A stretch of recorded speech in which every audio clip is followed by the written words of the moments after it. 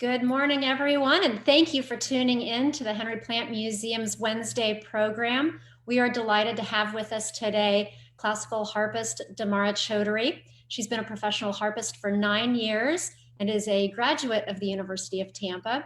She has performed with the Ocala Symphony as well as the Venice Symphony. And for any of you who have been to Busch Gardens, perhaps you've seen her performing there. So we are thrilled to have her with us this morning.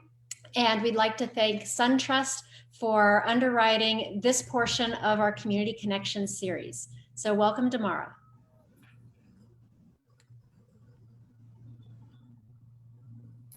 Hello, everyone. Good morning. I would like to jump right into it.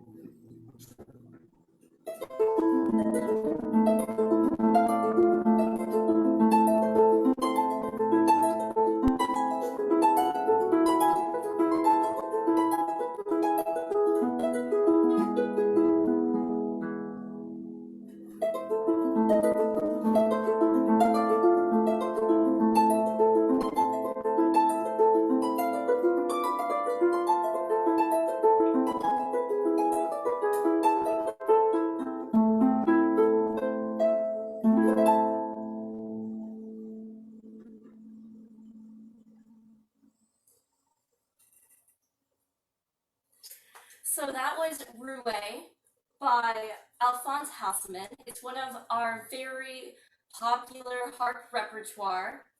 And we play many, many different pieces by him. And I will actually be playing another piece by him later on in the program, so watch for that. And also, hi, I'm Damara Chaudhuri, and I'm a professional harpist, and thank you for being here with me this morning. I'm going to jump into two classics.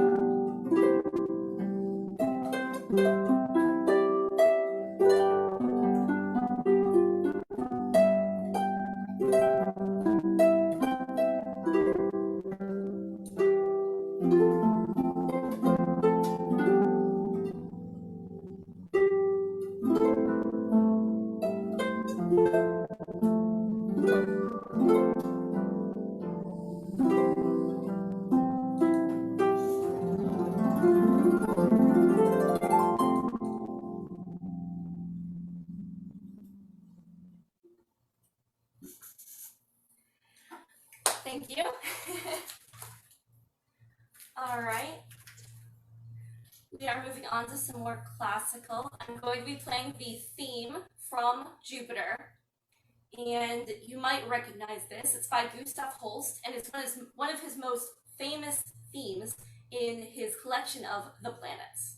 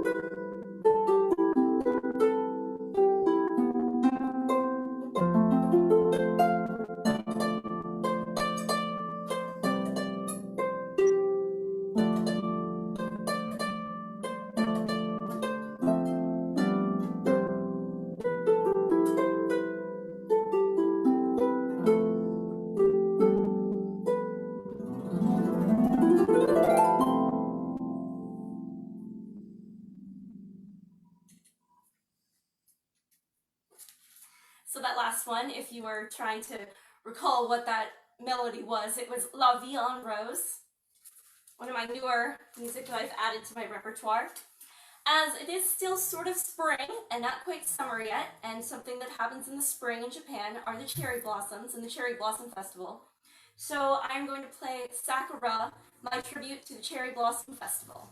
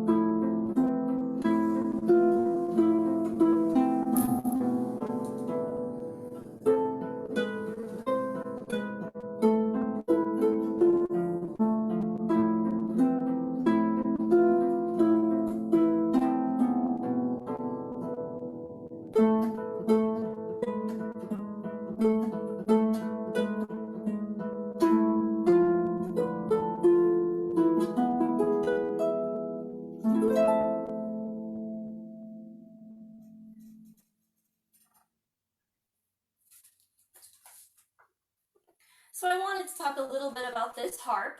This harp today that I'm playing is the pedal harp, and it has 46 strings, and it is called the pedal harp because it has these pedals at the bottom where I actually move my feet as well. So I'm not only playing with my hands, I'm also playing with my feet. And these pedals are different than a piano's. As a piano sustains the note, these actually change the note. So they change the key. So for example, all my red strings are C's, and all my blue and black strings are F's. Hopefully you can see that. However, here's my A pedal, which is all the way down here. So if my A pedal is all the way up, that's an A flat. If it's in the middle, that's an A natural.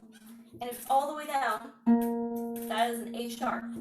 So I can change notes on the fly in that way. So in some of these pieces, sometimes you'll see me, if you see me live especially, dancing on stage because I'm moving my pedals as well as playing. So it's a lot of multitasking, but I love it.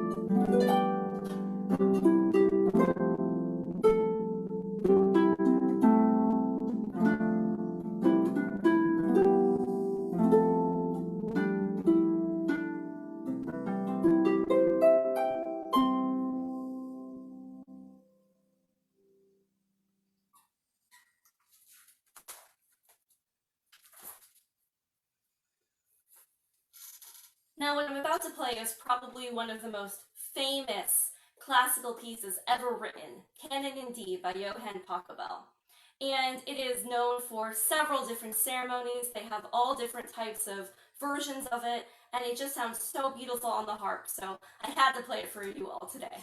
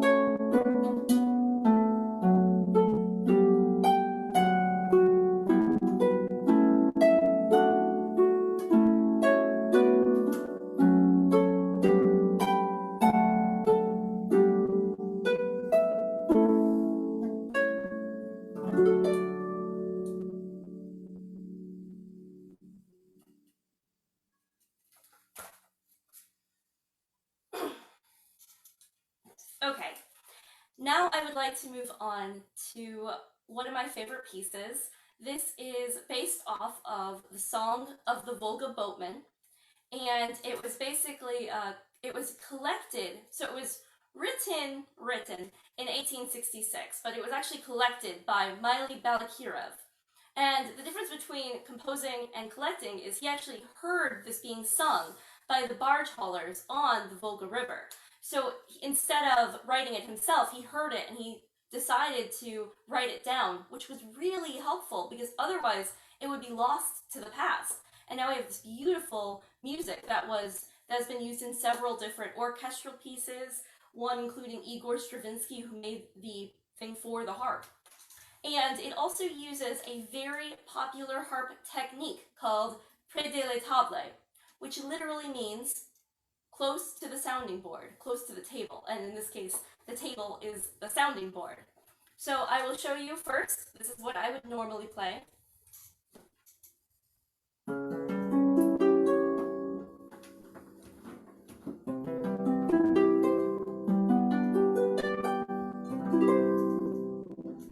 So right in the middle of the strings, I'm playing right in the middle.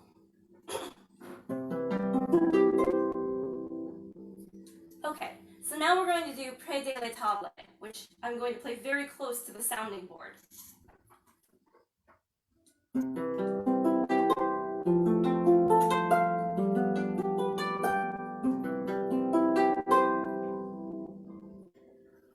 Which is, so you can hear that it's a tighter sound. It sounds a little bit more like a guitar. So I'm going to use that technique inside this piece.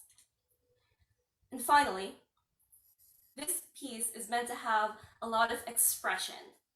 It's supposed to paint a picture. So imagine with me today that you are on a ship and you're coming into call, you're coming into the port, and as you get closer and closer, you just hear off in the distance the sound of the barge haulers singing. And as you make it to port, they're very loud, and then as you leave port, they get softer and softer again, still singing their song. So as I'm playing, picture that.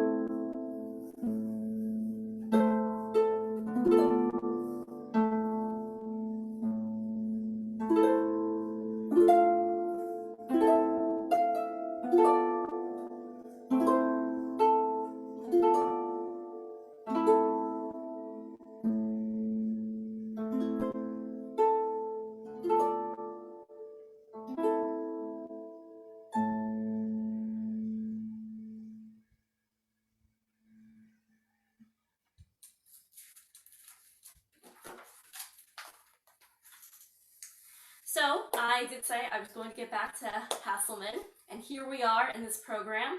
This is Reverie, one of the most popular pieces by him. What was amazing about Alphonse Hasselman is he actually played the harp, and he wrote over 140 pieces for the harp, and he made sure that he could play every single one of his pieces so that they were very well written for the harp.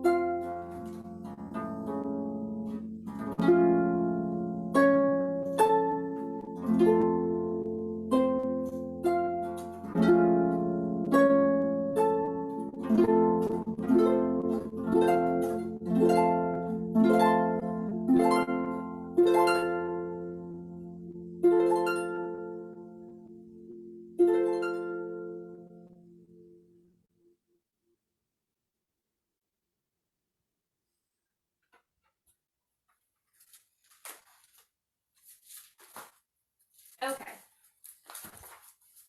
So I would like to end with one of my favorite pieces.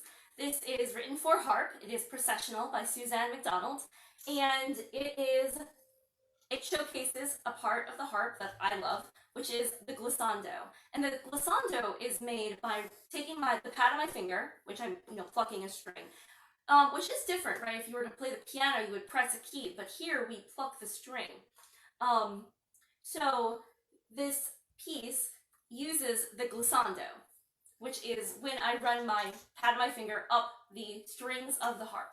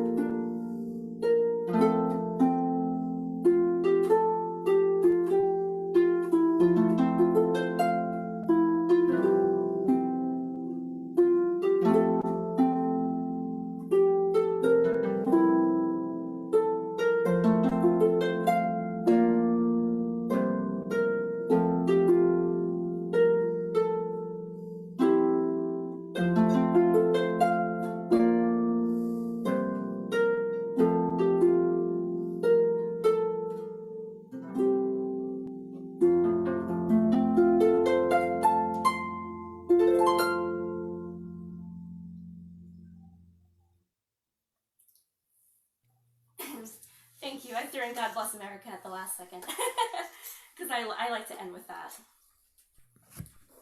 Well, Damara, thank you so much for sharing that beautiful music with us this morning. We've had some wonderful comments come in that it was just lovely and what a great way to start the day. We have had a couple questions that I'm hoping you can answer. You've gone a little dark there, so I'm hoping you're still with us. No, I'm still here. I was just changing my view. Okay, great. Hi. Hello. So I have a couple questions. One is we were wondering if you could speak a little bit about the different types of harps. You mentioned that this one is a pedal harp. What other types of harps are there? That's a great question. So this is a pedal harp, and I primarily play this harp when I play in an orchestral or solo setting.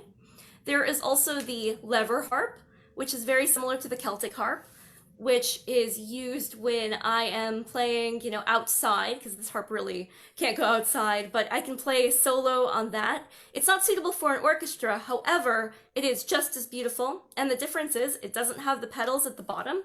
It has levers at the top, and I have to individually change each string depending on the key that I'm in. So those are the two primary harps. There are other harps that are not as common, and you can really get into some of these crazy harps they have out there, and it's very cool and culturally different as well, so depending on which culture you're part of. And so when you mentioned the lever harps and changing the key with the levers, I assume then there are levers somewhere up closer to the strings? Yes. That you can reach? Yes, there are levers. So I'm going to try to do this. There are levers. So this is the pegs of the harp. And you can see when I move the F, you can see this should be moving.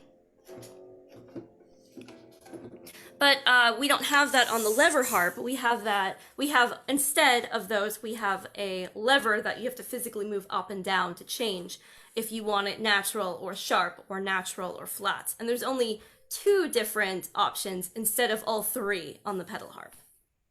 Okay. I do recommend, though, starting on the lever harp because, there's a lot of good reasons, and one of the biggest reasons is you'll be learning the notes, so you won't probably graduate to the pedals for a little bit, the very least. Well, and that's a great segue into another question that came in. One, how did you become interested in playing the harp, and then was the lever harp the first one that you started on? Great question. So I started on the harp when I was very young. I was around 5. I actually started playing the piano first. And I had been playing for about a year, and I had a good solid basis of music theory, which was very, very helpful on the harp. And I went into, I very much enjoyed the piano, but I was thinking of playing a different instrument. And my mother goes, "How about the harp?" Just out of nowhere. And I thought, wow, that sounds amazing. So my father called the American Harp Society, and they were like, well, we'll get back to you. And so they call him back and they say, okay, you do have a teacher in your area. And so thankfully we did have a teacher in our area that I could go to. So I started on the harp and I absolutely loved it. I started on the lever harp. I started on a very small lever harp, which was, I quickly graduated to a bigger lever harp. And then in high school, I played mostly orchestral, so I moved completely to the pedal harp. But now I still bring out my lever harp from time to time to play different performances. Well, great. Another question was in the last piece, not God Bless America, but the one prior to that, there was a beautiful sweeping movement of your hands across the strings. What is that called? I play a very grand genet style. We have two very famous French composers that wrote for the harp and basically defined the modern harp. And it's either salzedo or grand genet. And I was taught the grand genet style. So the grand genet style, it really has these big flourishing moments. It just, it really brings out the sound of the harp. You really bring out the full volume, which is really what I try to go for, which is different than the salzedo, which allows you to stay closer to the string. But a lot of times when I'm doing big sweeping motions, it might be because I'm muffling the bottom strings, because one of the things that can easily occur is the buzzing of the strings, especially when I move the pedals. if there's a string still vibrating, it will buzz when I move the pedal. So one of my biggest goals is to make sure that that is not vibrating anymore. Very good. We did have a request come in that you might play a piece that is a popular wedding piece. You did play Pachelbel's Canon in D. Might you have another wedding piece in your repertoire? I mean, yes, I I can. realize that's putting you on the spot. Don't we all? Um, Let me get my mic plugged back in. One moment here.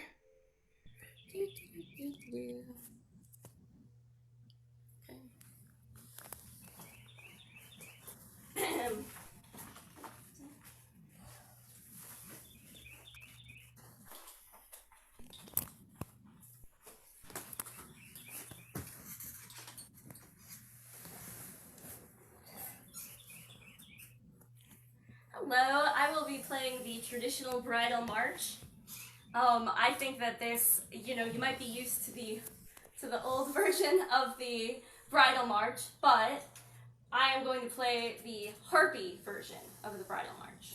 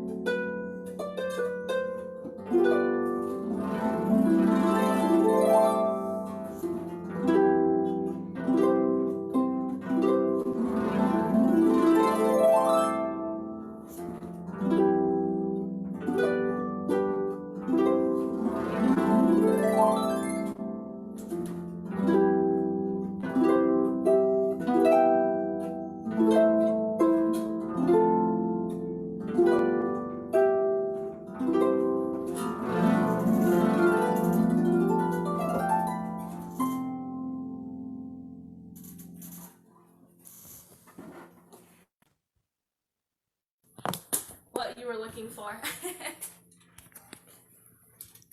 Oh, thank you, Damara. That was very helpful. A couple more questions. Where do you have a favorite composer that you enjoy performing?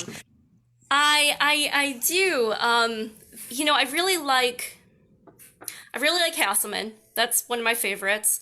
I would be remiss if I didn't say Grandjeannet. So of course I love playing Grandjeannet. There's also a couple of Salzedo pieces that I love playing. Getting into orchestral. Oh, I love The Planets by Gustav Holst. It's, you know, downright loved it. Oh, I'm sorry, I didn't see the. What did she want me to play? Was it not the Wedding March? Oh, the Wedding March. Yes. Sorry. Oh, okay.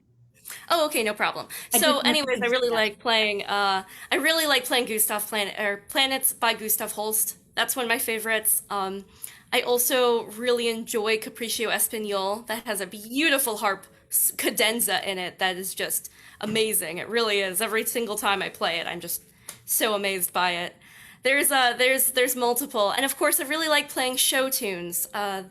They're really fun. I love whipping out some beautiful pieces. I traditionally play a lot of Disney music as well on the harp, so yes. I pretty much can play almost anything on the harp as long as you give me time to arrange it. So again, a great segue into that question. We had someone ask if you write your own music. So you arrange pieces for the harp. Do you compose your own music too? I definitely do a lot of improv in a lot of music, and I do many different flourishes and different harpy stuff. I've written a couple of pieces. I mainly play, basically write covers, covers of traditional and like contemporary music, because a lot of people really like that. So I really try to stick with that. Um, So I have written my own music, and I arrange a lot of, basically almost all of my music is arranged by me. So it, unless it's a very classical piece, right? Then it was composed by the composer. Well, very fascinating. Um, and then you've kind of answered what your favorite piece might be, and we have someone asking, is it Danny Boy, and why? Yes, Danny Boy is one of my top requests, especially in March. I play it all the time, but I love it so much, and I love my version that I've kind of added it into my normal repertoire. But it is a beautiful piece, and I understand why people love it. It's beautiful. It's one of my favorites as well. Well, wonderful. Well, I believe those are the questions that we have. And so I just want to thank you again for being with us this morning. And typically, this is part of our SunTrust Community Connection series, and it's Music in the Museum that is usually on the third Thursday of the month in the museum. And so hopefully we'll be getting back to that soon.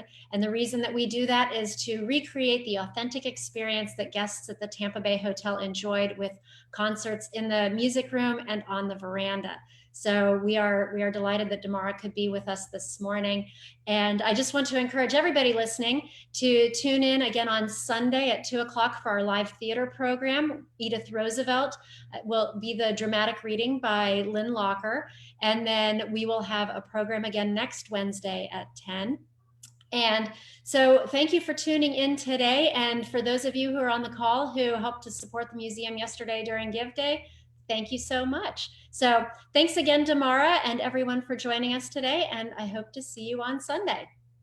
Thank you so much for having me. I really appreciated it. And I also love playing at the museum, so I can't wait to be back. The halls in that museum with the harp sound so beautiful. So I'd love to see you join me at the museum as well. Wonderful. Thanks, Damara.